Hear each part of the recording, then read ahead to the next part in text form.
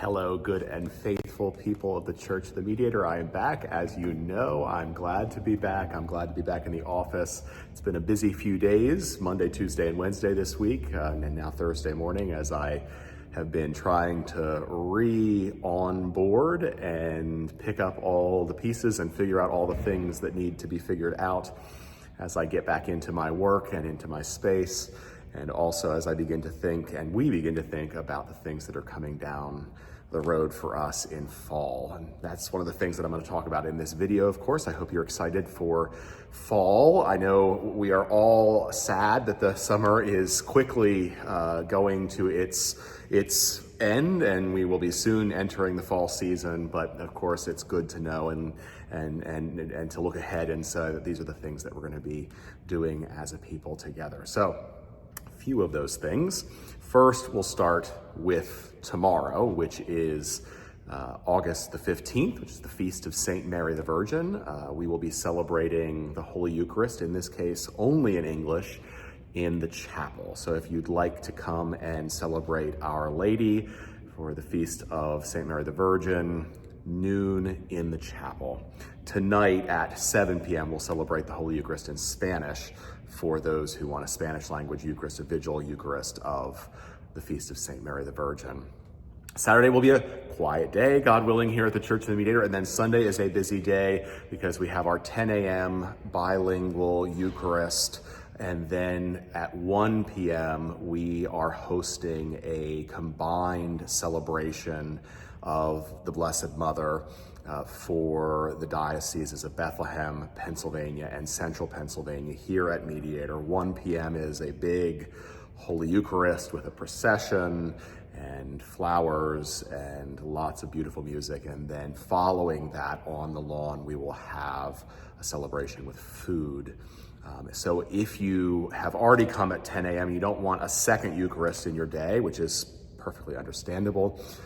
But you do want to celebrate, come on out, probably I would say about 2:30, 2:15, 2:30, and join us on the lawn.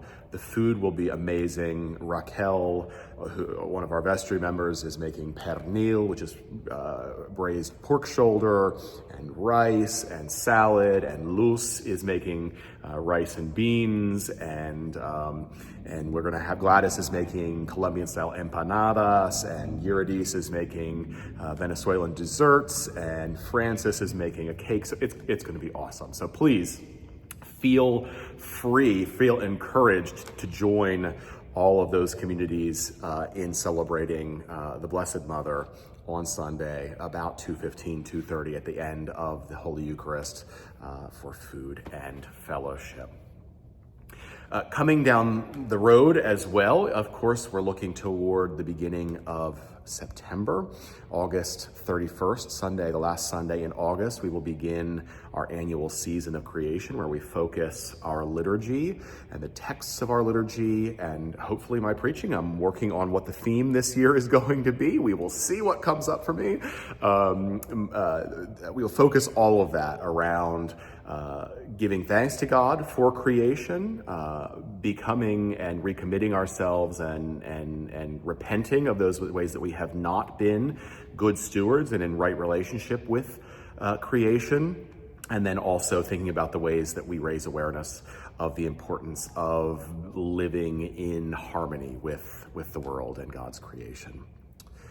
Then, of course, we will kick off. Now, I was wrong on Sunday. I mistyped in the announcements, and we said that kickoff would be Sunday, September 15th, but it will not. It will be Sunday, September 7th, please.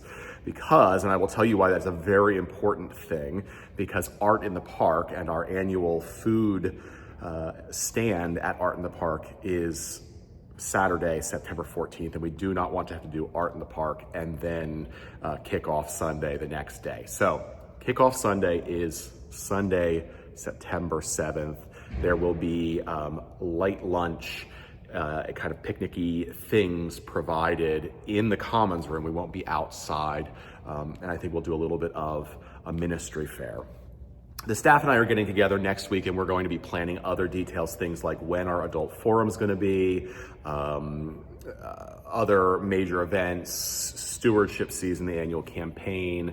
All of those things will be communicated soon. We're getting our ducks in a row, my friends, and God willing, we will have all of that published and mailed out to you and on the website and all of those places that we communicate those things relatively soon. All of it is very exciting, and all of it is very good. This is such a vibrant community of faith, such a great neighborhood to be in, and such a great time to be the people of the Church of the Mediator in this place. I am standing in front of our current relatively small statue of Mary, and I am doing that because, of course, tomorrow is the Feast of St. Mary the Virgin, known by our Orthodox siblings as the Feast of the Dormition of Our Lady, and by our Roman Catholic siblings as the Feast of the Assumption. That is a theological difference between those traditions. The Orthodox believe that Mary died before being assumed into heaven. She actually suffered death, the physical death that we all suffer, whereas our Roman Catholic siblings I believe it was in the 1950s, declared as dogma that Mary did not die before she was assumed, that she was actually assumed before death, so that she did not have to go through death and dying. Episcopalians, in our very classic way, we make no real commitments to either of those sides of the fence. We do in the collect of the day for the Feast of St. Mary the Virgin. It speaks in the prayer book of her being taken up into heaven. We do think of her as the saint of saints and the mother of the church and all of that, and we celebrate Mary, and we recognize her unique and indispensable role in God's salvation history, and her witness and her importance for us as Christians as one to admire and to follow her example of saying yes to God, her example of being faithful, her example of journeying to the cross. All of those things we recognize, but we, in classic Episcopal fashion, we make no particular commitments to how Mary was taken up by God into heaven, and we don't get down too deep in the weeds about that. That's for personal preference, I suppose. Nevertheless, I'm standing here because tomorrow is her feast day of feast days, the Feast of St. Mary the Virgin, and you will see on Sunday a few members of our 1 p.m. crew have gotten together and have sponsored the purchase of a new statue, a larger statue of Mary holding the Christ child. This is a statue that I found through the grapevine. She's about 5 feet tall, so she's big. She's almost double the size of the current statue. She'll be here in this niche. She is made of zinc. She was originally in a now closed Roman Catholic parish up north of Pottsville, in a little town called St. Clair, Pennsylvania. It was a Slovak parish, and she is beautiful. She's painted beautifully. She's vibrant. She has a beautiful gold crown. The Christ child is making his gesture of blessing. She's lovely. She's actually made of zinc, which is kind of cool when you think about that connection to the Slovak miners who would have, in the early 20th century, would have probably crafted her and then painted her. So it's kind of a neat little piece of art history, local art history, I suppose, that we're welcoming into our sacred space, thanks to some folks who have spearheaded that from our 1 p.m. crew. She'll be decked out with flowers on Sunday because Luce is doing flowers and bows as we prepare for our big celebration on Sunday afternoon, which is going to be awesome. I'm so glad to be back with you all, my friends. We give thanks to God for our Blessed Mother, who is blessed among women. That is from Scripture, and blessed is the fruit of her womb, Jesus, of course. And we say with the angel Gabriel, "Hail Mary, full of grace." That is what his words of greeting were to her. And give thanks to God for her witness, her example, her unique role, and for the opportunity to celebrate her, to follow in her steps, bearing Christ for the world and proclaiming justice and liberation for those who are downtrodden and oppressed. See you on Sunday. Blessings.